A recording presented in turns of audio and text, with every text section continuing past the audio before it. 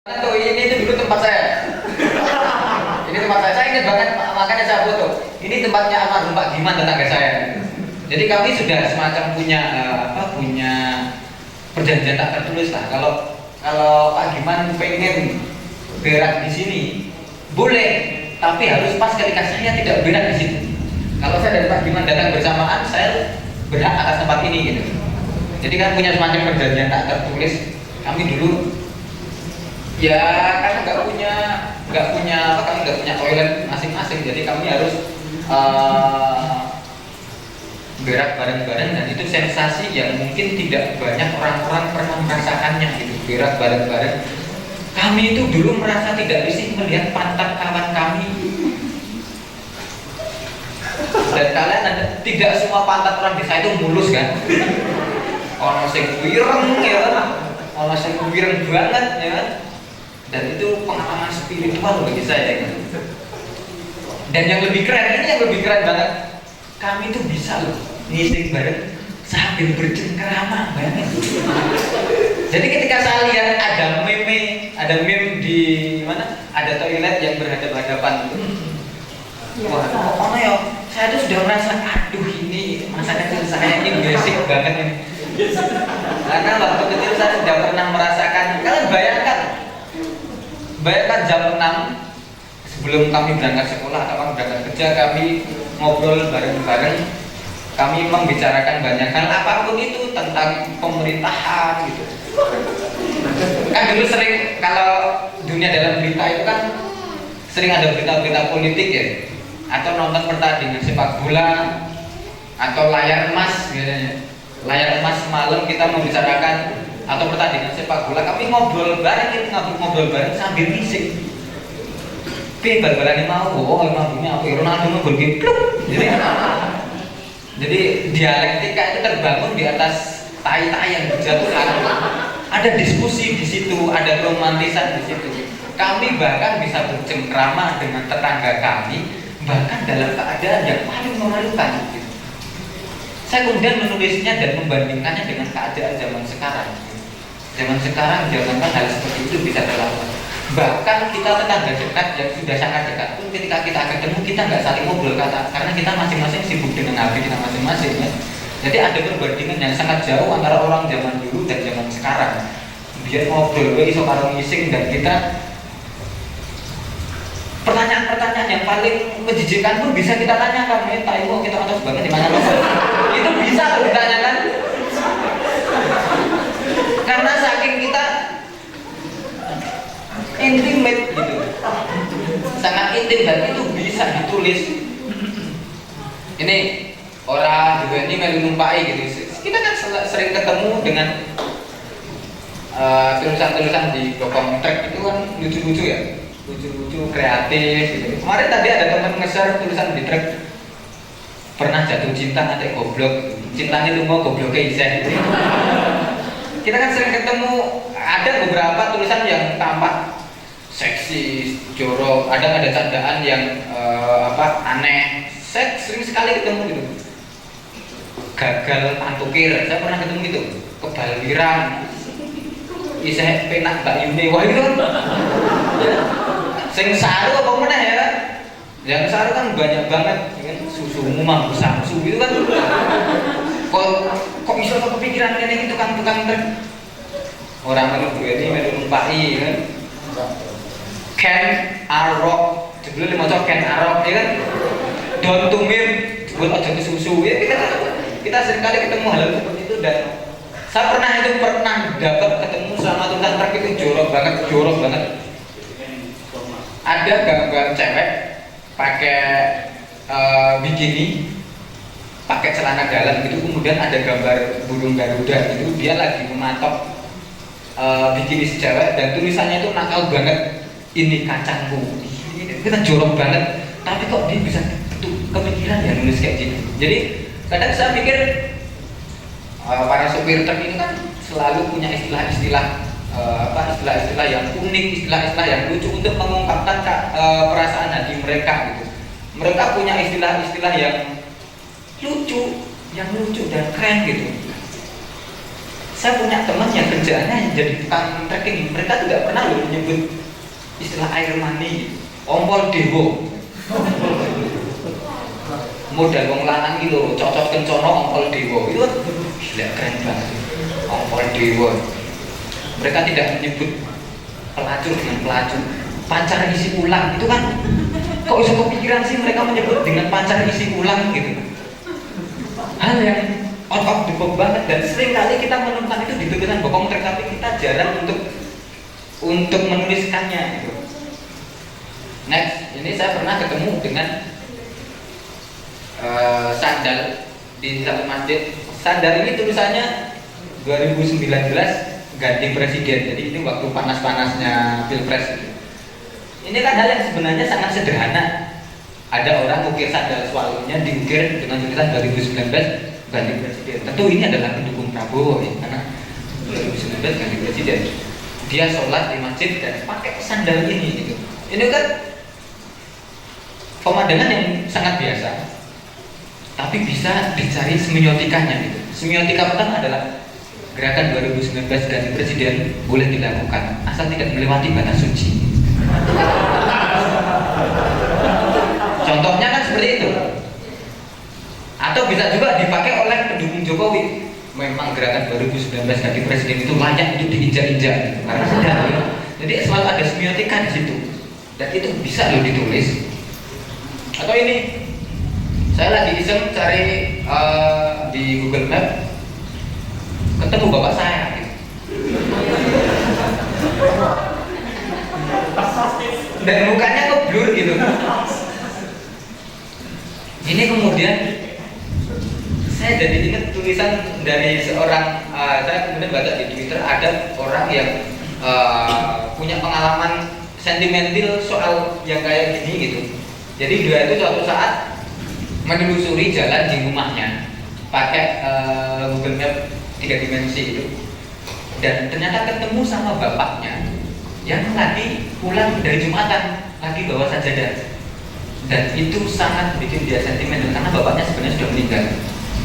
Jadi ketika dia menemukan, kan Google Map kan tidak update setiap hari kan, jadi setiap beberapa bulan atau beberapa tahun sekali. Jadi ketika dia ketemu foto itu, dia langsung simpan dan dia merasa hal itu sangat sentimental. Ini bukannya aku dongaki bapakku mati ya, tapi beda soalnya. Tapi ada hal yang sentimental dari event-event atau momen-momen tertentu yang bagi kita mungkin biasa gitu. Atau ini, saya ketemu di daerah Jalan Palagan. Ya Allah, bunuhlah dia yang buang sampah di sini gitu. Ini betapa orang Indonesia itu keren karena bahkan Gusti Allah dikongkon-kongkon. Ya Allah, bunuhlah dia, bunuhlah gitu, bayangkan. Jadi saya jadi ingat apa kata yang pernah dikatakan sama Remi Sirado itu pernah ngomong bahwa orang Indonesia terlalu banyak melibatkan Tuhan dalam urusan-urusan yang sebenarnya bisa diselesaikan oleh ketua RT. Salah satunya seperti ini gitu. Kita melibatkan Tuhan untuk membuat orang agar tidak membuang sampah di sini gitu. Mana tulisannya salah, ini kan bukan ya Allah, ya ayah gitu. Ini Robi ini. Ya ayah bunuhlah dia, bunuhlah gitu. Atau ini, PT Mencari Cita Jati. Saya punya teman di Magelang namanya Khairul Anam. Jadi dia tuh bikin perusahaan hapus-hapusan. Jadi karena dulu kan ngetren PT Mencari Cita, dan dia tiba-tiba kok yang bikin bannernya itu. Dan kemudian didatangi banyak orang. Orang-orang sibuk bertanya tenang karena mungkin orang penasaran gitu. Karena kita pernah kepikiran nggak sih bahwa sebenarnya kehadiran PT Mencari Cita Jati itu adalah PT yang menyelamatkan banyak umat. Kalau sadar nggak?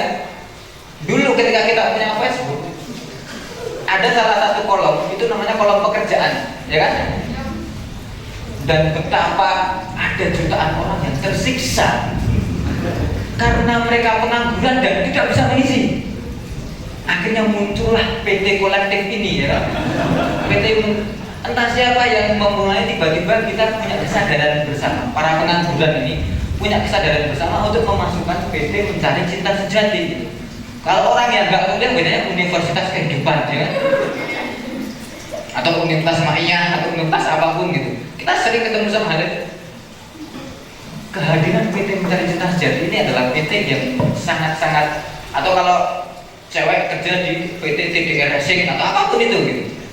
PT mencari nasi, dan kehadiran PT seperti ini menjadi sindiran karena pemerintah tidak bisa menyediakan lapangan pekerjaan yang meluas. Itu kan bagi banyak orang bisa loh dibikin adanya PT kolektif yang fiktif, tentu saja fiktif gitu. Saya pernah tanya ke anak-anak berapa aset PT Mencari Cinta Sejati gitu. Ya ruko 3x3, meja, tablet, sama laptop 1. Saya tulis dan ternyata banyak orang yang mencari. Bener-bener orang cari aset PT Mencari Cinta Sejati. Ada banyak orang yang saking gobloknya paling saking gobloknya bener-bener mencari. Atau ini saya pernah punya pengalaman yang mungkin agak tidak menyenangkan. Kucing saya itu mati dan diracun. Saya itu dulu selalu merasa bahwa orang yang punya kucing dan kucingnya mati diracun itu nangis itu lebay banget. Wah, perkara kucing mati ditangis. Ternyata ketika kucing saya mati saya nangis gitu. Dan memang berat ketika kucing saya itu mati karena keracunan. Dan momen-momen ketika dia sakaratul maut itu saya ikut menyaksikan. Gitu. Jadi ketika kucing saya keracunan itu saya itu goblok banget. Ketika kucing saya keracunan kok ya tak kayak Pocari Sweat gitu. Karena ya kelapa gitu. Dan tetap akhirnya mati gitu.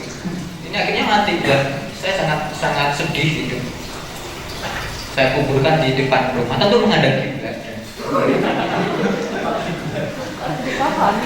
Jadi gini, saya itu pernah ketemu sama ketika saya di Bogor.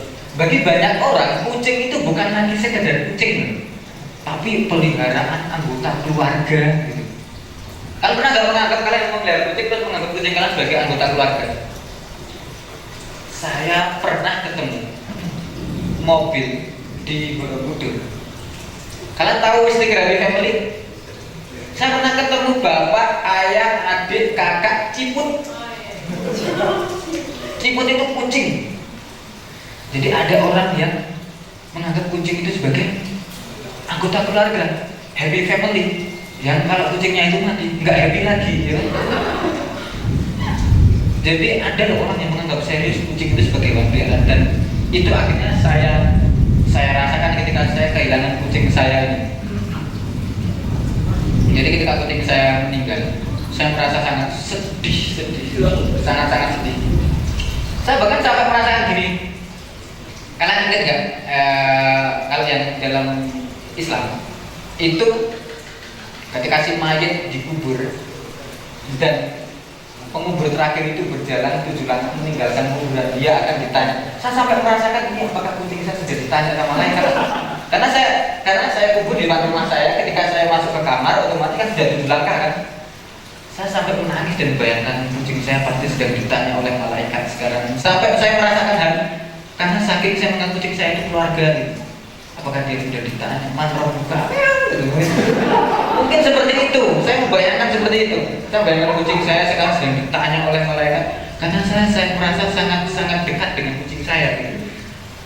Dan saya kemudian menuliskan betapa kesedihan saya ketika saya kehilangan kucing ini gitu. Atau ini saya nonton MNCTV sinetron Misteri Gunung Merapi gitu. Dan saya melihat keren banget karena Misteri Gunung Merapi tapi jalannya sudah aspal. Jalannya sudah aspal. Jadi salah kalau ada orang mengira pembangunan itu di era Jokowi, salah ya. Pembangunan masif itu sudah sejak zaman Sultan Agung kan. Sudah pengaspalan itu sudah ada. Jadi zaman Sultan Agung itu aspalnya sudah hot mix. Atau ini karena identik dengan peternakan, saya mungkin lebih cocok ini ya. Kalau Anda mampir ke Museum Kereta Ambarawa di sebelah timur itu ada patung sapi. Saya juga bingung, museum kereta kok patungnya sapi, sangat gak nyambung gitu. Saya kemudian minta tolong ke teman saya untuk aku pengen foto dong, tapi fotonya saya unik. Aku foto seolah-olah kayak mau beli susu langsung ke sapi nih gitu. Tolong difoto kayak sama teman saya, kemudian difoto saya upload di Facebook. Saya merasa wah keren banget ya, karena itu foto unik. Ya ternyata kemudian dikomen sama teman saya, orang pesan aku goblok, bisa pilatang Pak. Gitu.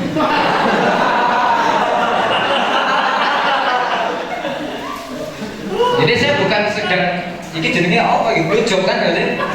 Karena nggak sedang minum susu sapi gitu, minum cairan yang lain.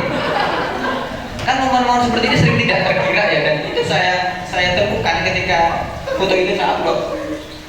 Nah atau ini,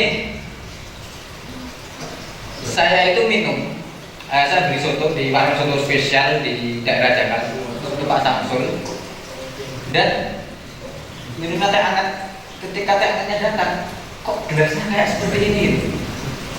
Itu kan jadi ketika kalian menyeruput gelasnya kayak nyucuk bun-bunan Pak Harto kan? Saya kemudian menuliskan kritik, Bu ya kalau gelas itu gambar Soehartonya jangan di sini, tapi di seberangnya gagang. Kalau gini kan, aduh maaf ya Pak Harto. Serangga saja nyucuk bun-bunan Pak Harto gitu. Saya jadi seperti tidak makan, tapi makan gitu. Bukan mengucapkan, tapi mengucapkan gitu. Jadi saya sedang minum daripada gitu.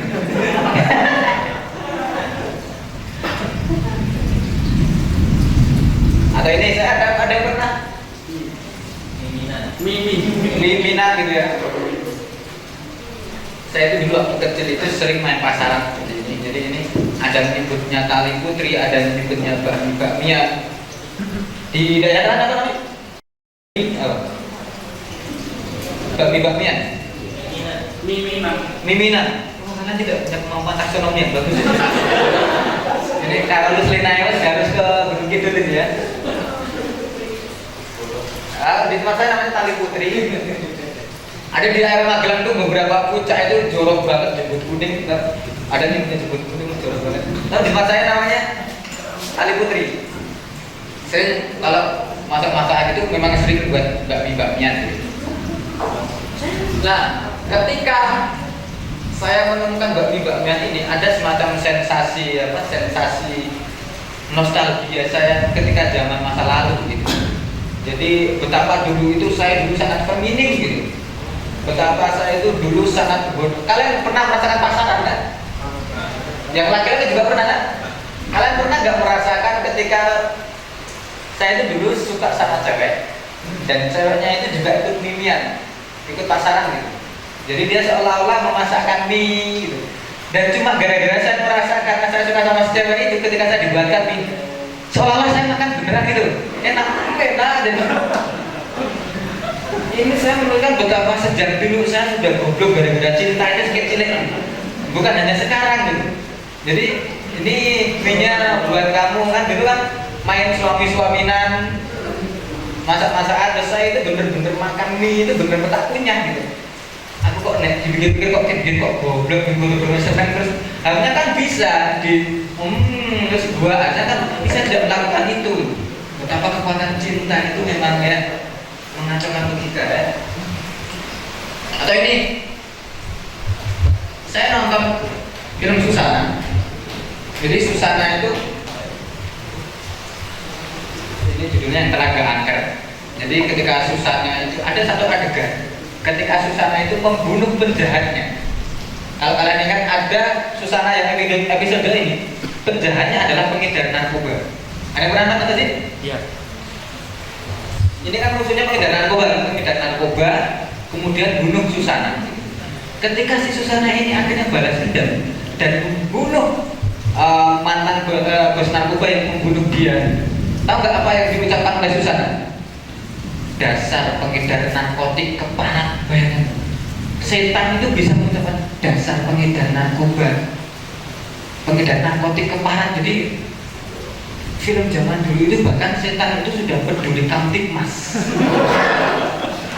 Hal yang tidak bisa ditemukan di film setan zaman sekarang. Kalian kalau menyadari deh, di film-film setan Susana zaman dulu selalu musuhnya adalah pekat, penyakit masyarakat.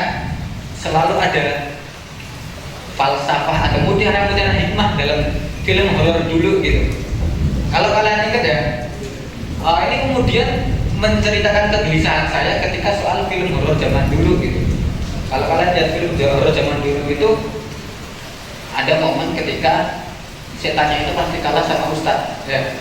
Pasti orang mungkin kalah. Ketika ustadznya datang itu wes mesti jaminan setannya kalah, minimal setannya kobong. Pokoknya udah, kalau Ultraman itu ibaratnya wes berarti musuh wes kalah. Tetapi ketika kecenderungan horor zaman sekarang ternyata enggak. Kalian nonton nggak Pengabdi Setan? Iya. Ustadznya dibunuh sama pocongnya. Itu kan hal yang sangat mengerikan ya. Bayangkan apa harapan kalian kalau ustadz pun dibunuh sama pocongnya? Karena tidak punya harapan lagi. Oh, film Makmum ngeri lagi itu. Saya pernah itu gara-gara film Makmum itu sampai nggak berani sholat isya berbulan-bulan kalau sholatnya itu malam. Ada pernah tahu film Makmum nggak? Film Makmum itu film tentang ketika itu film pendek, jadi menceritakan soal orang di apartemen atau kos ketika sholat dan tiba-tiba ada hantu yang jadi makmum sholatnya. Aku gara-gara nonton film itu, saya kalau mau sholat isya, misalnya jam 10 saya belum sholat isya, tak bablas dengan setengah papat di sana. Saking takutnya. Atau kalaupun saya takut saya nggak bisa bangun, aku langsung mepet temboknya. Yakin gak ngomong? Gak ngomong ya? Gak ngomong. Bajingan orang film itu Makmum. Ada pernah nonton nggak? Kalian coba nonton YouTube-nya dan buka kolom komentarnya. Pasti orang gara-gara film ini aku gak wali sholat, wah saya tidak tahu betapa besar dosanya membuat dosa. Guys, saya itu sampai film, ada tahu film Danau Lumada nggak? Itu film yang ada film yang sangat ngeri banget Danau Lumada. Jadi ada adegan ketika si tokoh utama itu berzikir ketika melihat setan, tahu nggak? Film utama itu berzikir ketika melihat setan, la ilaha illallah.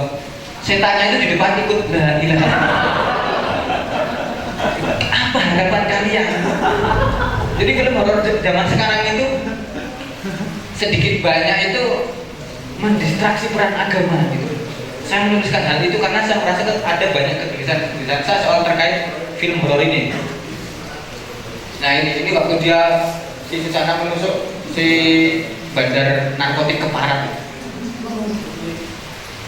Atau ini misalnya, ini kan raket nyamuk. Saya raket nyamuk ini bentuknya love, bentuk hati. Dan saya menemukan ini di Mall Artos. Bagi saya ini hal yang sangat ironi gitu. Kenapa? Karena ya kita tahu cinta itu seharusnya menghidupkan, bukan membunuh. Dan raket ini justru membunuh, ya kan? Jadi kalian bayangkan kalian membunuh nyamuk atas nama cinta.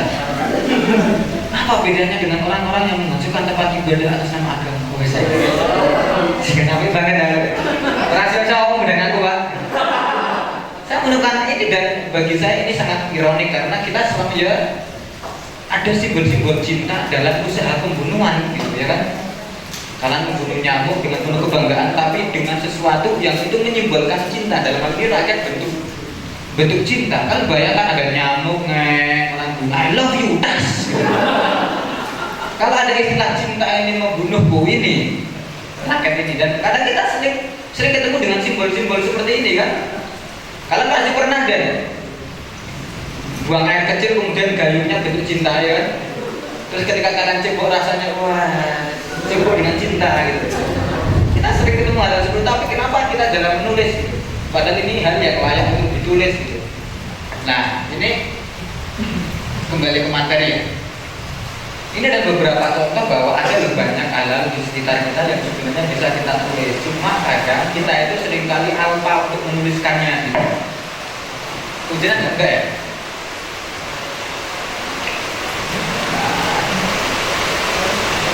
Nah kembali lagi yang ke tadi ya.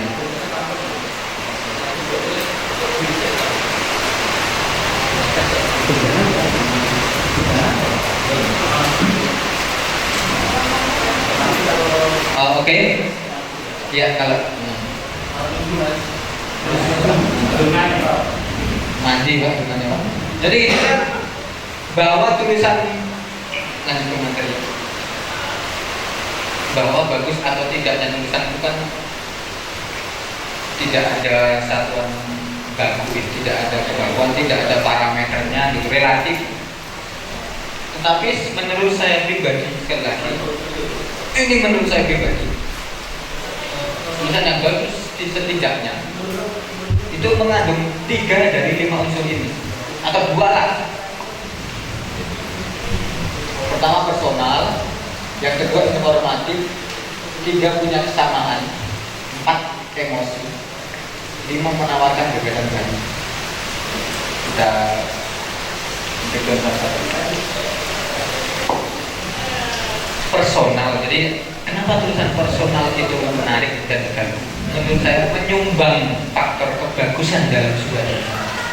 Karena tulisan personal itu tidak bisa dikopi, tidak bisa ditiru oleh orang lain.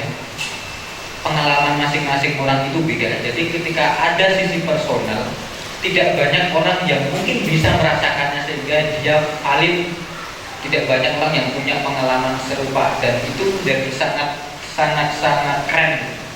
Dulu pernah ada liputan soal meninggalnya Presiden F. Kennedy dulu di Amerika Serikat. Salah satu tulisan yang bagus itu justru tulisan yang diambil dari sudut pandang penggali kuburnya John F. Kennedy.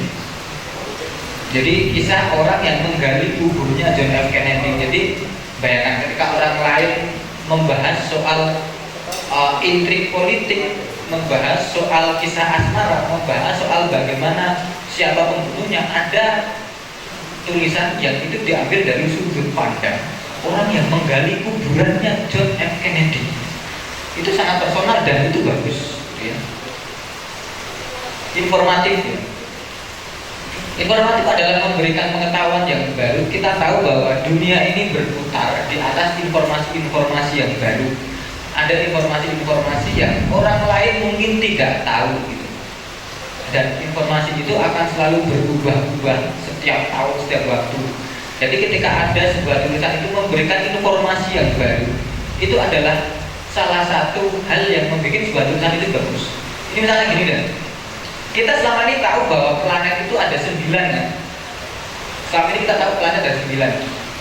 Merkurius, Venus, Bumi, Mars, Jupiter, Saturnus, Uranus, Neptunus, Pluto. Tapi seiring berjalannya waktu ternyata Pluto itu dianulir. Pluto itu nggak masuk lagi ke planet. Nah, jadi dia dikeluarkan dari 9 wali songonya planet itu. Pluto dikeluarkan tuh. Jadi informasi yang baru adalah planet itu sekarang jumlahnya 8 di tata surya. Tapi ternyata besok ada pengetahuan baru lagi bahwa sekarang ada loh penggantinya Pluto, namanya Sedna. Jadi kita selalu punya informasi-informasi baru dan akan selalu update informasi yang A akan selalu ditumpuk oleh informasi yang B dan akan ditumpuk lagi informasi yang C. Jadi informasi itu tidak pernah habis. Dan faktor informasi itu adalah faktor yang layak untuk kita sampaikan dalam sebuah tulisan. Siapa penemu telepon? Kita semua tahu bahwa penemu telepon itu Alexander Graham Bell. Tapi seiring berjalannya waktu banyak informasi-informasi baru yang kemudian menyatakan bahwa penemu telepon ternyata bukan Alexander Graham Bell, tetapi Giuseppe Antonio Meucci. Jadi sama-sama orang Italia. Itu kan informasi baru yang kita tidak pernah menyangka bahwa oh ternyata enggak, Graham Bell tidak sehebat yang kita pikirkan. Kita selalu mendapatkan informasi-informasi baru yang bikin orang itu menjadi lebih cerdas secara intelektual, gitu, karena mereka jadi mendapatkan informasi yang baru. Untuk bisa tahu hal ini, informasi yang baru ini, saya punya saran. Kalian kalau punya akun Instagram itu sering-sering follow akun trivia. Kan ada tuh akun-akun trivia, info Google, info fakta. Sering-sering follow akun itu karena akun itu sering memberikan informasi-informasi, fakta-fakta unik yang biasanya kita jarang dapat, gitu. Punya kesamaan itu tulisan yang bikin aku ya wis tahu nih, gitu. Jadi ada sisi yang biasanya orang lain juga pernah merasakannya, gitu. Jadi ada keterikatan emosional karena pernah merasakan, sama-sama pernah berada di posisi itu, gitu. Kemudian emosi, gitu. Emosi ini berkaitan dengan emosi itu bukan soal marah tok ya. Jadi haru, sedih, Jadi salah satu cara paling mudah untuk mengukur tulisan kalian itu ada emosinya atau enggak, itu coba diposting di Facebook. Kalau diposting di Facebook ternyata kalian mendapatkan lebih banyak emot ketimbang likes, itu berarti wah ini berarti sudah cocok untuk memancing emosi gitu. Bukan hanya emosi itu bukan hanya lagi bukan hanya marah, tapi juga sedih, haru dan lain sebagainya. Nah, menawarkan gagasan baru. Menawarkan gagasan baru itu gini. Ketika orang berpikir A, kalian kemudian menawarkan gagasan B gitu. Jadi ini contoh yang sering sekali saya pakai ke orang-orang nih, sering saya sampaikan ke orang-orang. Ini contoh yang paling mudah bagi saya. Ketika kalian punya rumah di sebuah komplek perumahan dan kalian akan meninggalkan rumah itu selama 6 hari karena kalian akan naik gunung misalnya atau piknik, maka rumah kalian ada di perumahan ya. Maka apa yang akan kalian lakukan terhadap lampu rumah kalian? Kalian akan mematikan atau menghidupkan? Akan ada dua jawabannya. Yang satu mematikan, yang satu menghidupkan. Mana yang salah? Enggak ada yang salah. Dua-duanya benar gitu. Yang satu mematikan karena biar hemat, karena listrik tarif semakin tinggi sehingga harus dimatikan. Tetapi ada yang berpendapat harus dihidupkan biar seolah-olah rumah ada penghuninya, jadi maling nggak berani masuk. Jadi kan itu dua perspektif tuh. Tapi nggak ada yang salah, sama-sama benar. Sama kayak kita lihat angka 6 lah. Saya melihat angka 6, mungkin orang sana melihat angka 9. Karena ya itu dua perspektif dan tidak ada yang salah gitu. Jadi perspektif atau menawarkan gagasan baru itu hal yang sangat penting gitu. Nah ini soal apa yang bisa ditulis kegelisahan. Jadi misalnya kegelisahan soal perbedaan antara film horor zaman dulu dan zaman sekarang yang tadi dia ceritakan. Atau ini saya pernah nulis soal bahaya mau yang ngopi klakson saat lampu masih merah, bertaubatlah gitu. Saya nggak tahu apakah ini terjadi di Gunung Kidul atau enggak ya. Tapi kalau di Jogja dan Sleman ya, hal ini sangat sering terjadi. Jadi lampu itu biasanya kan 10, 9, 8, baru nyampe angka 2 atau 1 itu udah diklakson sama orang yang di belakang, udah patrol gitu. Jadi mereka semacam tidak punya kesabaran untuk betul entekin rong detik, 1 detik gitu, karena sudah pasti hijau gitu. Saya kemudian mendapatkan pengalaman yang cukup memberikan perspektif baru tentang hal ini. Misalnya saya suatu saat pergi sama teman saya itu namanya Rusli. Jadi saya itu dia yang nyetir, saya di sebelah. Dan Rusli ternyata melakukan apa yang sangat saya benci. Jadi begitu lampu